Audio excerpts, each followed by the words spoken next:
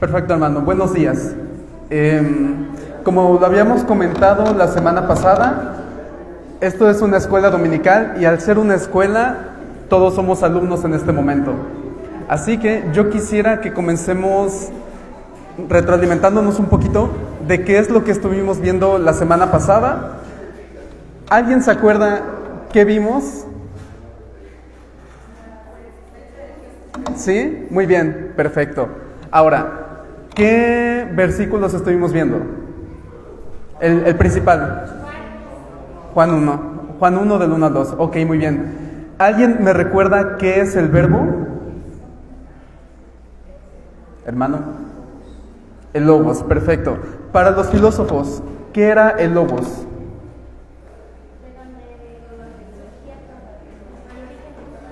El origen de todas las cosas, es correcto.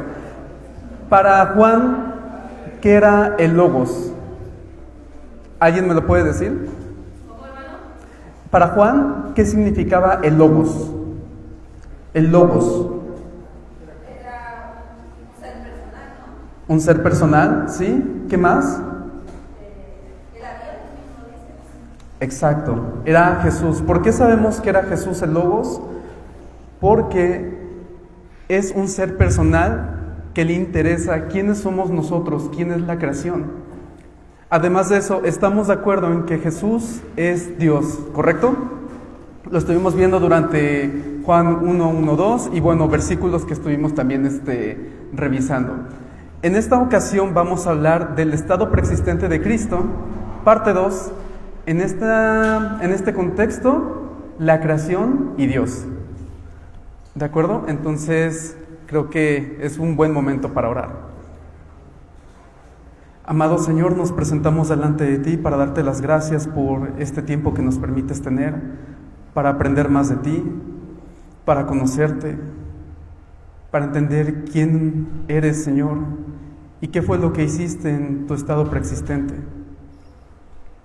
Amado Señor, te pido que tomes el control de mi vida, de mis labios, también que des toda sabiduría y toda verdad a tus hijos. Te lo pido en el nombre de Jesús. Amén. Muy bien, entonces vamos a leer Juan 1, del 1 al 5.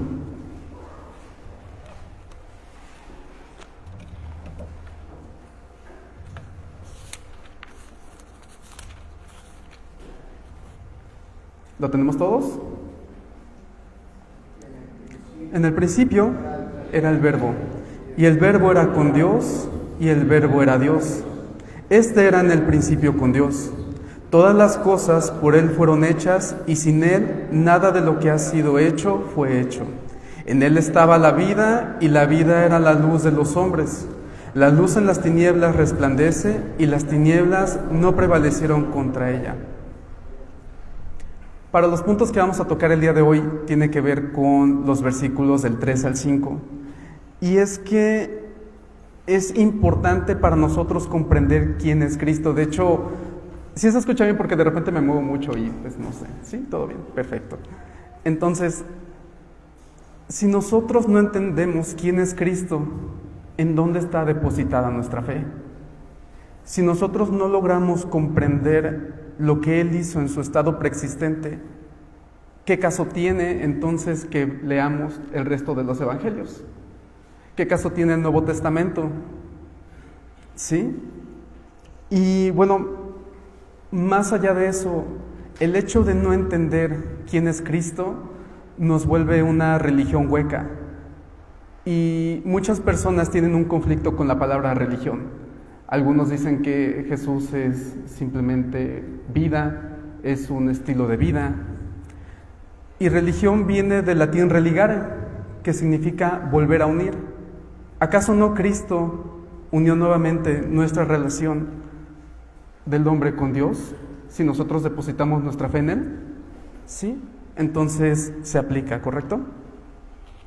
Entonces, quiero que nos regresemos al siglo II en Samaria, donde hubo un momento muy polémico porque ya se había ido Cristo, evidentemente ya había ascendido nuevamente a los cielos, Y entonces llegan a entrar en una serie de polémicas de quién era realmente Jesús. ¿Realmente fue un hombre? ¿Fue Dios? ¿Quién era él? ¿Era un maestro nada más?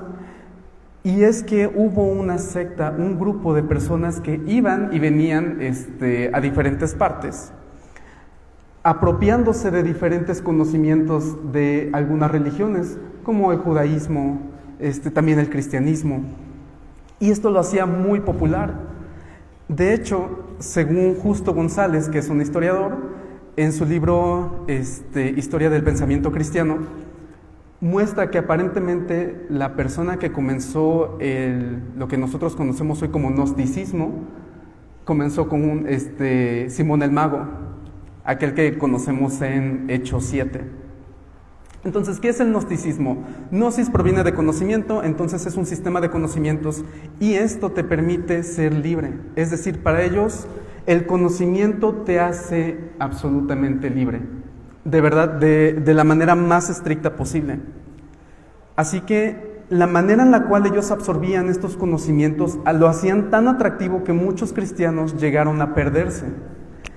Y bueno, dentro de las 3 áreas que eran peligrosas para el cristianismo es que amenazaban con la creación, con cómo se entendía, amenazaba con la doctrina de la salvación y también amenazaba con la doctrina de Cristo. Vamos a explicarlos poco a poco. Nos vamos a centrar exclusivamente en 2 porque soteriología no es algo que ahorita estemos viendo. Entonces va a ser la creación y la doctrina de Cristo. Para los gnósticos, el mundo es un caos, es algo terrible, es algo que no sé por qué existe. De hecho, yo el otro día estaba platicando con uno de mis hermanos y me decía, yo creo que el ser humano es lo peor que pudo haber existido. Y yo me quedé, ¿pero por qué? Pues si tú eres un ser humano, ¿no? O sea, ¿por qué piensas así?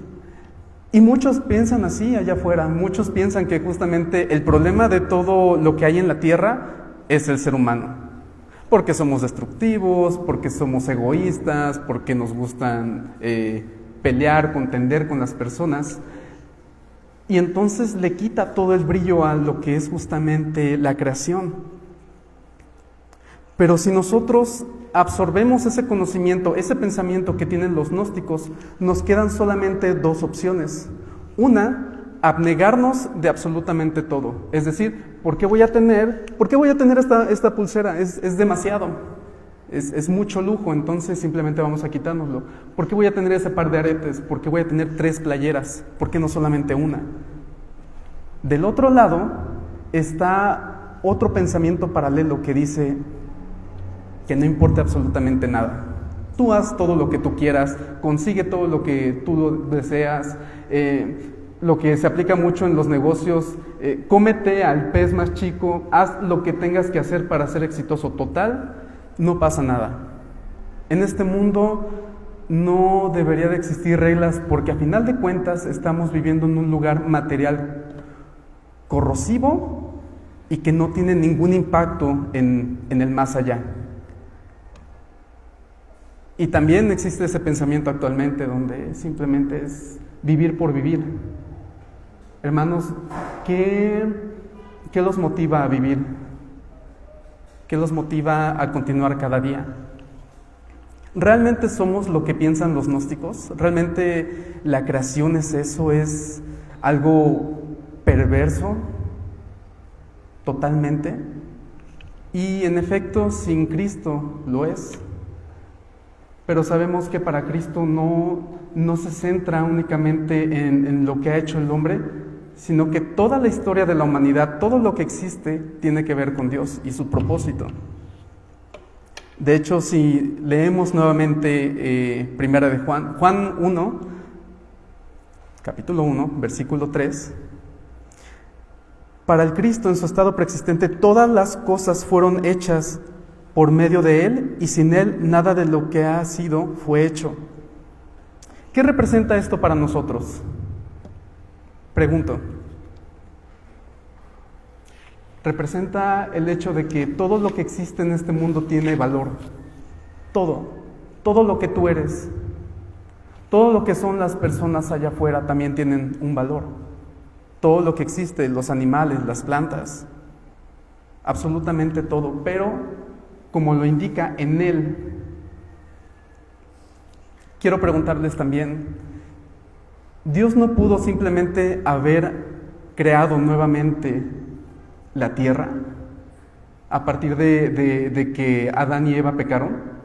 ¿Lo pudo haber hecho, sí o no? Sí, claro que sí. Es más, ¿pudo haber no prescindido del ser humano para el desarrollo de la historia? También. Entonces creo que el hecho de que sigamos aquí nos recuerda saber que para Él la creación es importante. Cada personaje en la Biblia, ya sea un esclavo, un príncipe, una nación que conoce al Señor, una nación que detesta al Señor, cada una de estas pequeñas piezas que encontramos alrededor del Antiguo y el Nuevo Testamento son vitales. Y cada uno de nosotros es vital también para Él. Conoce el Señor incluso cuántos cabellos tenemos. A mí no me quedan muchos, por eso yo creo que los cuenta más rápido, pero sí me doy a entender, lo sabe absolutamente todo de ti. Recordemos lo que decía Juan, es un logos muy personal, es un logos que le interesas, es un logos que sabe quién eres. Realmente Dios no se encontró en ningún momento con una deuda por nosotros. No fue un sentido de, híjole, algo no pensé bien en Adán, que se me descarriló, o sea, no sé, no lo pensé bien y ahora me siento en deuda porque necesito salvar a mi creación. No es así, no es así. Y quiero tratar algunos de los puntos que se pueden encontrar en el estado preexistente, donde vemos en el Antiguo Testamento la importancia de la creación, y mientras interviene Cristo, quizá en pequeñas porciones de manera intermitente, a veces no tan claras, pero está ahí, siempre ha estado ahí presente. Si vamos a Génesis 18 del 1 al 5...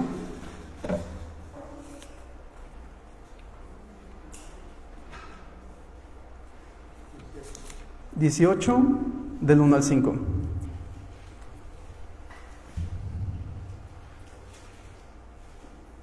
Después le apareció Jehová en el encinar de Mamre, estando él sentado a la puerta de su tienda en el calor del día. Y alzó sus ojos y miró, y aquí 3 varones que estaban junto a él, y cuando los vio, salió corriendo de la puerta de su tienda a recibirlos y se postró en tierra. Y dijo: Señor, si habrá hallado gracia en tus ojos, te ruego que no pases de tu siervo, que se traiga ahora un poco de agua y lavad vuestros pies y recostaos debajo de un árbol, y traeré un bocado de pan y sustentad vuestro corazón y después pasaréis. Pues por eso habéis pasado cerca de vuestro siervo. Y ellos dijeron: haz así como has dicho. Aquí tenemos una situación bien complicada y era algo que estuve comentando tanto con el pastor como con otros hermanos, y es la parte de las cristofanías. Y era algo que estábamos platicando justamente la semana pasada. Hay momentos en el Antiguo Testamento donde parece ser más claro cuando el ángel del Señor aparece y sabemos que es Cristo. Y en otras ocasiones simplemente no. ¿Qué podemos hacer en esos casos? Lo que tenemos que hacer es entender 2 cosas. Normalmente, cuando es una cristofanía, es decir, una aparición momentánea del Cristo, es visible, es un ser visible. Segundo punto, es un ser que se permite adoración. Sabemos que los ángeles no se permitían tal cosa, y eso lo podemos ver en Apocalipsis 19:10.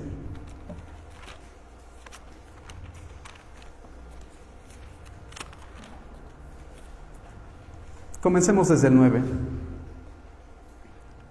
Y el ángel me dijo: escribe, bienaventurados los que son llamados a la cena de las bodas del Cordero. Y me dijo: estas son palabras verdaderas de Dios. Yo me postré a sus pies para adorarle, y él me dijo, ¿cómo dice?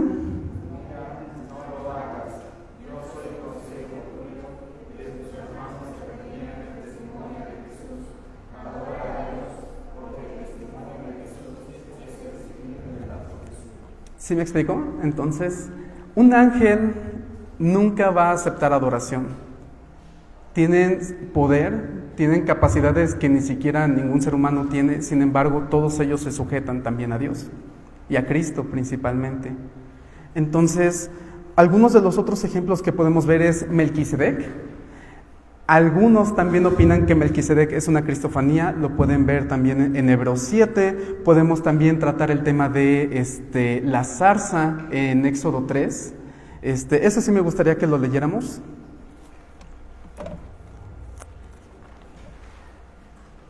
Éxodo 3, 1.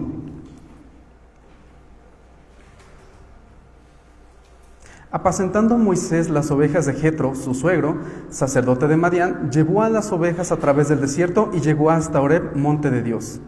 Y se le apareció el ángel de Jehová en una llama de fuego en medio de una zarza. Y él miró y vio que la zarza ardía en fuego y la zarza no se consumía. Esto tiene una ligera concordancia con lo que podemos encontrar en Hebreos 11, 24.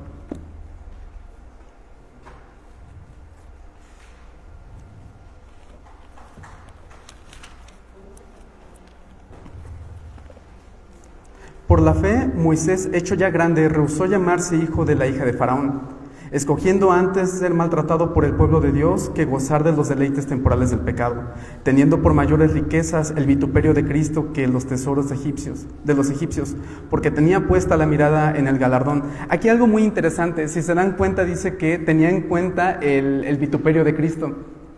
¿Moisés conoció a Cristo? Esa es una pregunta.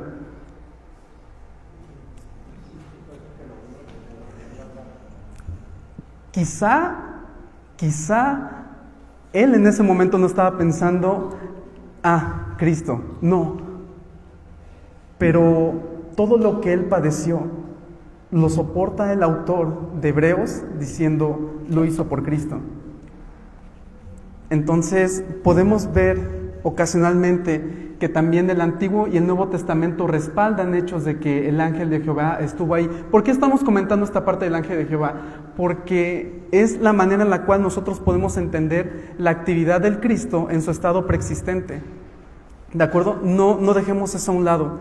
Es Cristo orquestando la creación a través de diferentes personas. Y por ejemplo, en el caso de Génesis 18, 1, 5, es Abraham teniendo una promesa que se le da de que va a tener un hijo llamado Isaac. ¿Y cuál es la promesa? Que bueno, de él va a salir una descendencia, que van a ir posteriormente en el capítulo 12, 2, y he descendido para librarlos de las...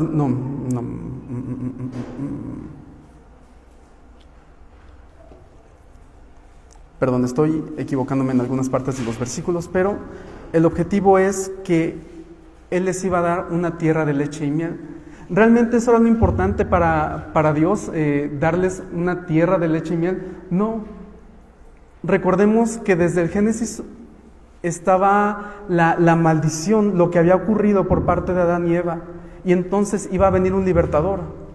Pero para haber un libertador tenía que escoger un pueblo. ¿Por qué escogió a Israel? Él así lo decidió. Pudo haber escogido México, es más bonito también, pero pues no estaba en ese momento, ¿verdad? Entonces, él traza un camino donde puede comenzar a construir la historia para que entonces pueda venir el Cristo. Lo podemos ver nuevamente corroborándolo con Moisés en Éxodo 3.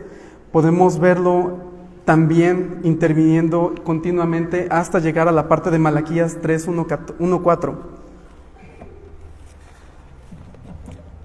Si los hago bolas, me dicen y volvemos a retomar.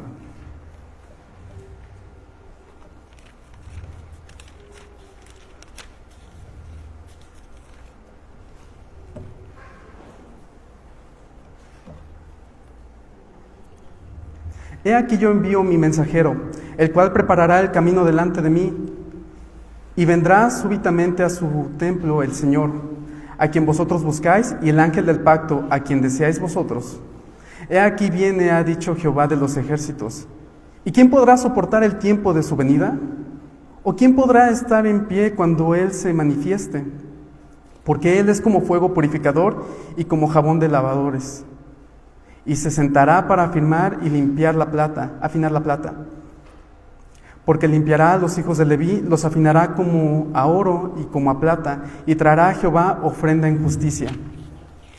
Él está continuamente activo, una y otra vez. En ocasiones no es tan sencillo de verlo, en otras sí. Pero ¿cuál es el objetivo principal?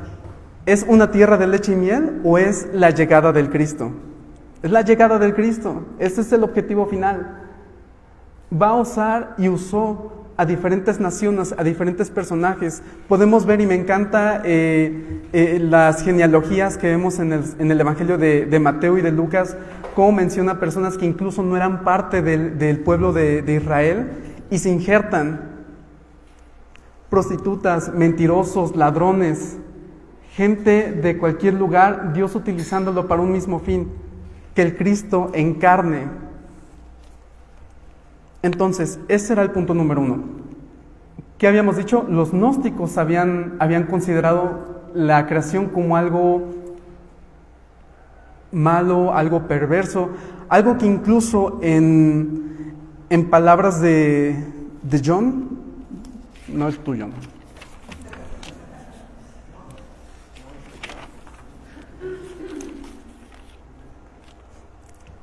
En palabras de John, un ser ignorante, un ser malo. Eso era lo que pensaban los gnósticos. No encaja con quien realmente es Cristo. Y entonces, si vamos al segundo punto, amenazaban la doctrina de Cristo. Hermanos, ¿han jugado Jenga? ¿Sí? ¿Les gusta cómo tienen que estar tocando las piecitas y bueno, pues justamente se pueden llegar a caer? Bueno, si tú quitas la doctrina de Cristo, del Evangelio, de todo lo que nosotros creemos, todo se viene abajo, todo se pierde. No hay sentido por el cual nosotros estemos aquí. Para los gnósticos, Cristo, y esto quiero que me lo entiendan bien, estuve investigándolo mucho, pero pues es complicado. Aparentemente para los gnósticos, Dios en algún momento dejó de amar la creación y simplemente llegaron nuevas criaturas llamadas eones. Hay muchísimos de ellos, pero entre todo este conjunto existen dos principales, la verdad y la sabiduría, quienes aparentemente tuvieron un pequeño eón llamado Jesús. Entonces, el objetivo de estos eones era entregar a la tierra a Jesús para que entonces les enseñara a las personas cómo vivir. El objetivo final es recordar quién es el ser humano para que entonces puedan librarse de este mundo y puedan llegar a un plano más espiritual. ¿Sí? Ese es el objetivo de los gnósticos. Librarnos de este mundo, llevarnos a un lugar más espiritual.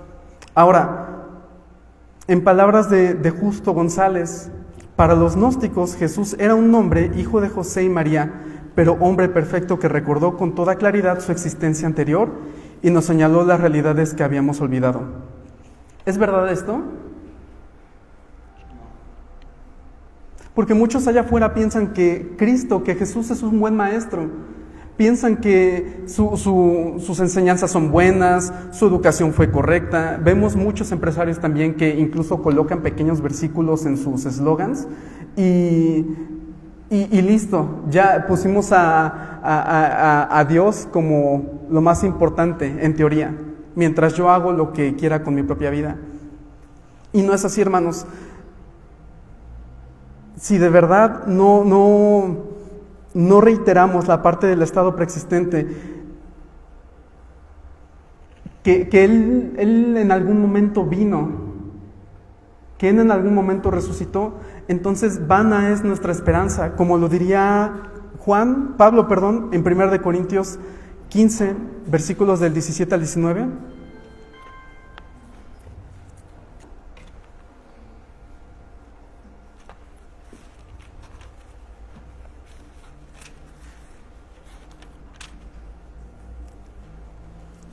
Y si Cristo no resucitó, vuestra fe es vana, aún estáis en vuestros pecados. Entonces también los que durmieron en Cristo perecieron. Si en esta vida solamente esperamos en Cristo, somos los más dignos de conmiseración de todos los hombres.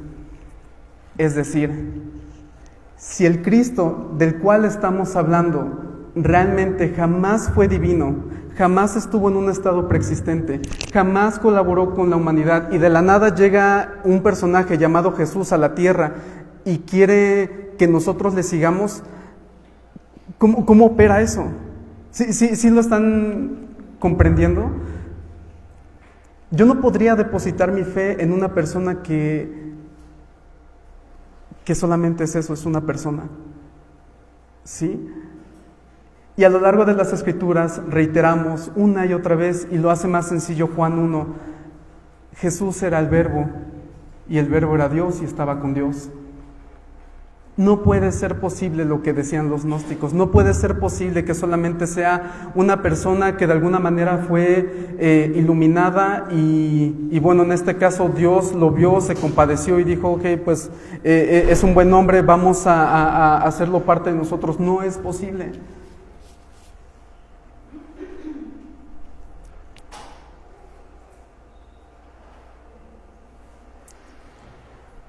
Otro autor, otra persona que es un teólogo especialista en el Antiguo Testamento que recién conozco, su nombre es John Barton, y él menciona que hay cerca de 574 versículos que hablan justamente de la venida del Mesías. Entonces siempre ha estado ahí latente esa parte. O como lo diría Juan, del 1 al 4. En él estaba la vida, y la vida era la luz de los hombres. La luz brilla en las tinieblas, y las tinieblas no lo comprendieron. Durante toda la historia de Israel sufrió aproximadamente 4 exilios. Sufrió hambruna, sufrió robos, sufrió de todo, absolutamente de todo. Muchos historiadores dicen, es que la nación de Israel tendría que ya no haber existido, tendría que haber estado destruida absolutamente. Pero ¿por qué no fue así? Porque siempre Dios estuvo presente diciendo, voy a tener un remanente y de aquí saldrá mi linaje, constantemente. Para Cristo nosotros somos importantes. Para Cristo la historia de la humanidad también es importante. Lo estuvo en el estado preexistente, lo estuvo también en la encarnación y lo ha estado después de que Cristo se fue. Con eso termino, hermanos. Amado Señor, te damos las gracias por tu palabra, porque quizá en mis labios son torpes, Señor, pero sabemos que tú has dejado evidencias constantemente de lo que has hecho desde la creación, aún antes, Señor, de que existiera la tierra. Padre mío, te pido en el nombre de Jesús que cada vez que leamos el Antiguo Testamento nosotros podamos encontrarte ahí, encontrar el propósito divino que era preparar la tierra, que era que tú vinieras para rescatarnos, para hacerte hombre, para padecer todo lo que cualquier hombre adolece. Mas tú lo has hecho sin mancha, tú lo hiciste sin pecado, y por ello eres el sacrificio perfecto en el cual nosotros podemos depositar nuestra confianza. No eres un hombre solamente, no eres divino solamente, eres Jesús, eres Cristo. En ti ambas esencias coexisten. En ti podemos estar seguros, Señor, de que lo que tú hiciste tiene sentido y nuestras vidas también lo tienen, Señor. Y todo lo que vivimos constantemente tiene un propósito. Eso es lo que deseo que mis hermanos y un siervo tuyo comprendamos. Que no hay momento donde tus ojos no estén puestos en nosotros también. Que no hay momento donde tú no tengas ya trazado todo lo que hemos de vivir. Y que podemos descansar en tus brazos, podemos descansar en tu poder, en tu soberanía, en tu conocimiento. Amado Señor, también te pedimos que bendigas la vida del pastor que está por dar el próximo mensaje, Señor. Dale sabiduría y entendimiento, Señor, para que nosotros también podamos comprenderte el día de hoy. En el nombre de Jesús. Amén.